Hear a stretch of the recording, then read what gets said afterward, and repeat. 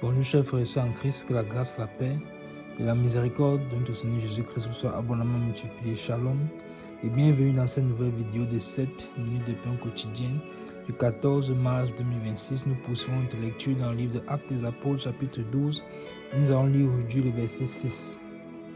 Nous avons vu dans la vidéo précédente que l'apôtre Pierre était gardé dans la prison, cette prison où Hérode l'a enfermé et a fait disposer autour de lui 4 escouades de 4 soldats chacune. Ça veut dire qu'il y avait 16 soldats au total pour garder un seul homme. 16 soldats pour garder l'apôtre Pierre. On avait vu que cette image est l'image de l'ennemi qui veut empêcher que la bonne nouvelle, la parole de Dieu puisse se répandre à travers le monde. Car les 4 escouades qui sont positionnées au nord, au sud, à l'est, à l'ouest, veulent empêcher que l'évangile arrive dans les 4 points cardinaux du monde, de la terre. Et Paul, donc, Pierre, celui qui représente donc celui-là qui a reçu le capitanat pour que l'évangile de Christ soit répandu, pour que l'église soit bâtie et soit construite par le Seigneur. Ce capitaine se retrouve donc enfermé, bloqué par ces milices, bloqué par ces soldats, bloqué par ces soldats que, en fait, nous pouvons les voir sur le plan spirituel comme des démons en réalité. Et on a également vu que Hérode, c'est toujours un Hérode, toujours Hérode. C'est lui encore un autre Hérode. Souvenons que c'était toujours un Hérode qui a fait tuer les enfants quand il a entendu que le Messie est arrivé, le roi d'Israël. Donc, il veut toujours empêcher l'œuvre du Seigneur, mais il ne peut pas, il ne pourra jamais. Alors, nous avions vu que Pierre était gardé dans cette prison-là. Et pendant qu'il était gardé, le verset précédent, dans le verset 5, nous a dit que l'Église ne cessait d'adresser pour lui des prières à Dieu. L'Église ne cessait d'adresser pour lui des prières à Dieu. Donc, nous avons été interpellés de ce que nous, en tant qu'enfants de Dieu, devons avoir une vie de prière. Le chapitre 11 avait déjà révélé que nous devons avoir une vie de lecture de la parole. Et le chapitre 10 nous a révélé que nous devons avoir une vie de jeûne. Donc, le Seigneur nous a enseigné la vie de jeûne, la vie de prière et la vie de lecture de la parole. Voilà la vie d'un enfant de Dieu, la vie d'un chrétien. Qu'est-ce que le verset 6 aujourd'hui nous dit? Le verset 6 déclare: la nuit qui précéda le jour où Hérode allait le faire comparaître, Pierre, lié de 2 chaînes, dormait entre 2 soldats. Et des sentinelles devant la porte gardaient la prison. Amen. La nuit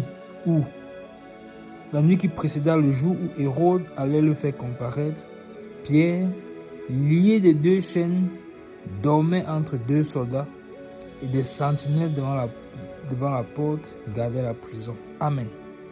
Donc, qu'est-ce que nous voyons ici?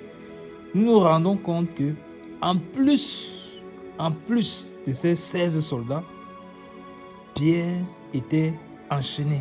C'est terrible. Enchaîné. Voilà donc comment la parole de Dieu est enchaînée dans cette génération où nous vivons, dans laquelle nous vivons. La parole de Dieu est enchaînée. L'évangile original que le Seigneur a donné est enchaîné.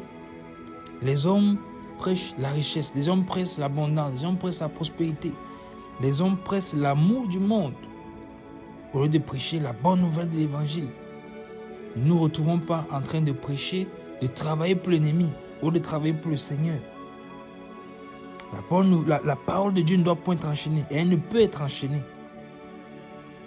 Pierre est enchaîné entre 2 soldats. Et donc, on voulait détecter tout mouvement. Tous ces mouvements devaient être suivis. Pierre dort entre 2 soldats. En plus de ça, il y a encore des sentinelles devant la prison, devant la porte qui gardait la prison. Donc, c'est vraiment une prison terrible. Et ça, c'était la nuit qui précédait le jour où Hérode allait le faire comparaître. Donc, nous savions déjà que quand Hérode prévoit le faire comparaître, son but est clair. Son but est de le faire mourir. Il a simplement retardé. Il a retardé l'exécution de Pierre. Et le Seigneur ne pouvait pas permettre que ça arrive parce que c'était la Pâque. Encore une fois, nous voyons l'image de la Pâque. Christ, notre Pâque, a été immolé. Et donc, nous ne pouvons pas, Pierre ne pouvait pas être éliminé un jour de Pâques. C'était impossible. Parce que ça, c'était un rappel puissant du livre du Seigneur. Christ, notre Pâques, a été immolé. Alors, le voici donc dans cette nuit-là, qui dort entre deux soldats. On nous dit en background que l'Église est en train d'intercéder. L'Église est en train de prier, d'adresser des prières à Dieu. Quelle sera la suite de cette affaire? C'est vraiment intéressant. C'est vraiment, vraiment intéressant. Que va-t-il se passer par la suite? Quels vont être les effets de ces prières? Vont-elles monter jusqu'au ciel? Dieu va-t-il se souvenir de son serviteur?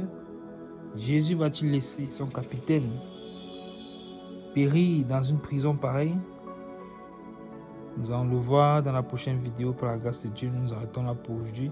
C'était tout pour les 7 minutes de pain quotidien de ce jour. Que la grâce, la paix et la miséricorde de notre Seigneur Jésus-Christ vous soient abondamment multipliées. Shalom.